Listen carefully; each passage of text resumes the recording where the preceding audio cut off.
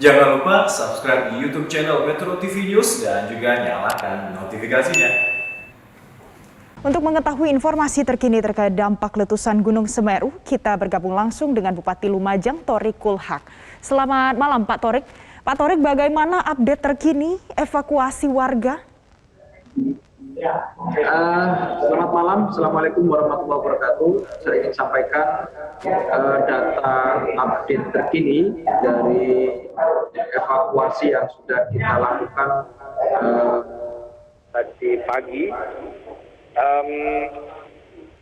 Ada beberapa data yang ingin saya sampaikan bahwa hingga hari ini ada 13 orang yang meninggal dunia. Kemudian ada 57 orang luka-luka.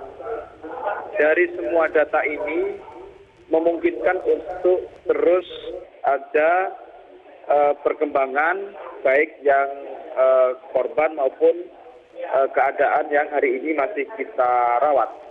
Untuk yang luka-luka, terutama di luka bakar, sudah ada 2 pasien yang kita rujuk ke rumah sakit di Jember, rumah sakit yang terdekat yang ada di wilayah timur, di Jawa Timur, terutama yang mengalami luka bakar 80% lebih.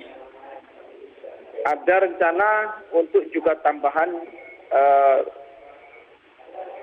luka-luka yang luka bakar di atas 80% lebih untuk kita akan lakukan rujuk, tetapi masih menunggu konfirmasi persetujuan dari keluarga.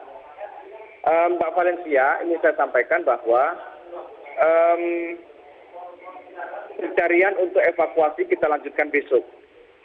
Dan kemungkinan dari beberapa laporan warga yang menyampaikan kepada posko kendali terkait dengan keluarganya yang belum kembali ke rumah, yang tidak bisa dihubungi sampai sekarang, itu menjadi bagian dari catatan kita untuk evakuasi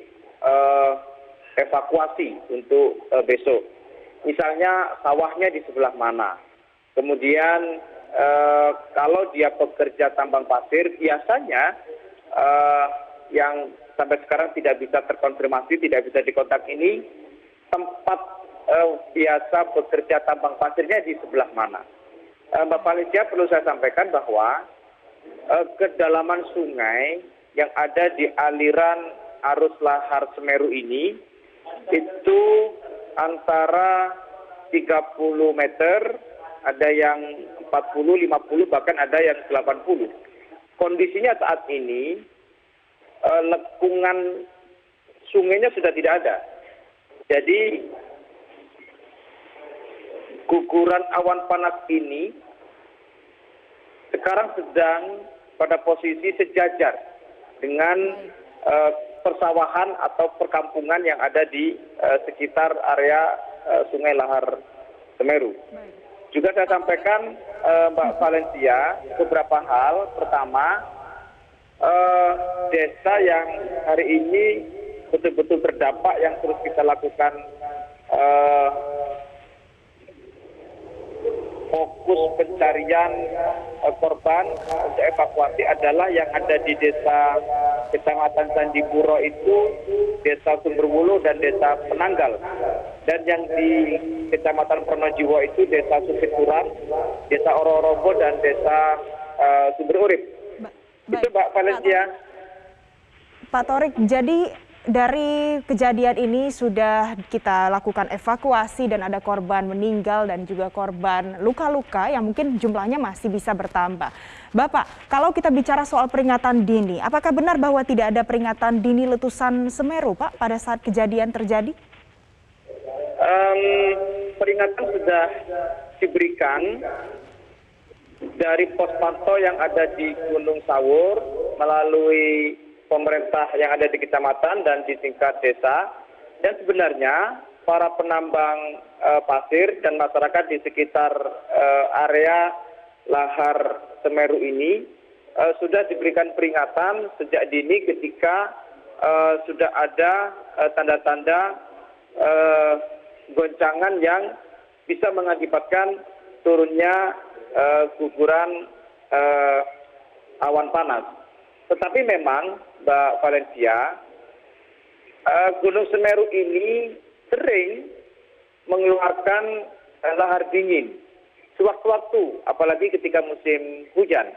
Dari cerita ke cerita yang kami tangkap yang ada di masyarakat, mereka pada posisi menganggap ini sebagaimana lahar dingin biasa yang sewaktu-waktu ketika musim hujan itu datang. Dan memang di Gunung Semeru ini punya aliran lahar Semeru yang sudah ada hingga ke jalur Laut Selatan. Jadi seringkali lahar dingin yang turun itu yang kadang-kadang ditunggu oleh masyarakat sekitar karena juga menjadi bagian dari pertambangan pasir yang itu setiap waktu diambil oleh masyarakat sekitar kawasan lahar Sungai Semeru. Baik, jadi memang aktivitas Gunung Semeru cukup sering terjadi ya Pak sebelum letusan ini terjadi. Kalau kita bicara soal distribusi bantuan Pak, bagaimana Pemda setempat memastikan bahwa nantinya bantuan bisa terdistribusi dengan merata mengingat banyak akses yang terputus saat ini? Kita melakukan evakuasi terhadap prioritas yang harus dievakuasi. Lansia, kemudian anak-anak, orang yang sakit, perempuan, ini yang sedang kita urus menjadi prioritas untuk ditempatkan di tempat-tempat penampungan yang kita sediakan. Bagi bapak-bapak yang punya mobilitas tinggi, kita masih diberi ruang waktu sekaligus bisa membantu tim relawan untuk menunjukkan di mana jalan, di mana pemukiman.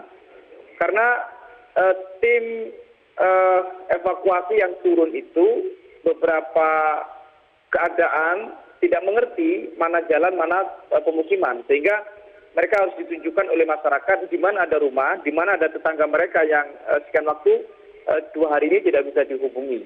Jadi masyarakat ada yang melihat rumahnya, ya itu terjadi, tetapi yang memang betul-betul bisa atau mempunyai mobilitas tinggi, misalnya kelompok laki-laki dengan usia yang tidak tua misalnya. Jadi ini berlaku di banyak posko yang ada di Kabupaten Lumajang, dari 2 kecamatan ini, di Kecamatan Candipuro dan di Kecamatan Pronojiwo. Baik, terima kasih Pak Bupati Lumajang, Bapak Thorik Kulhak untuk informasinya. Mudah-mudahan nanti distribusi bantuan bagi korban terdampak bisa dilangsungkan dengan lebih baik dan juga lebih cepat. Terima kasih Pak.